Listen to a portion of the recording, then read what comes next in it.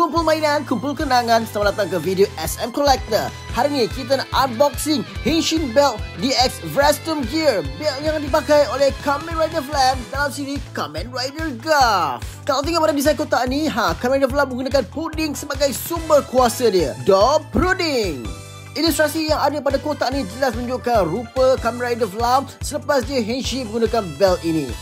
Jom kita buka dan tengok bunyi apa yang ada bila kita gunakan door pudding di belt ini. Let's go!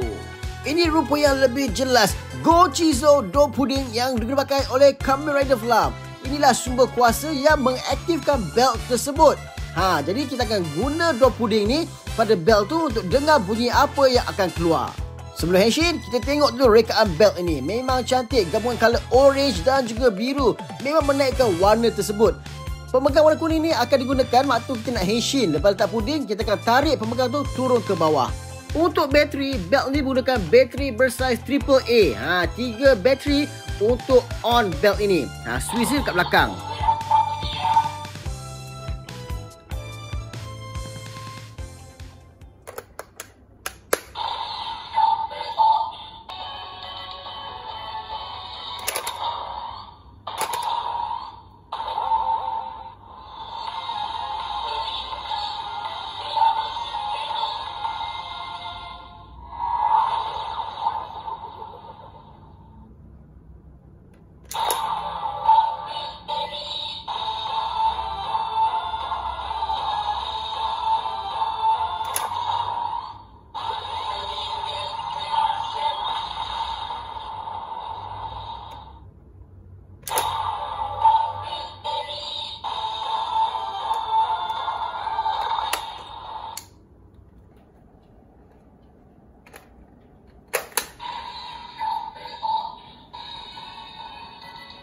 Henshin.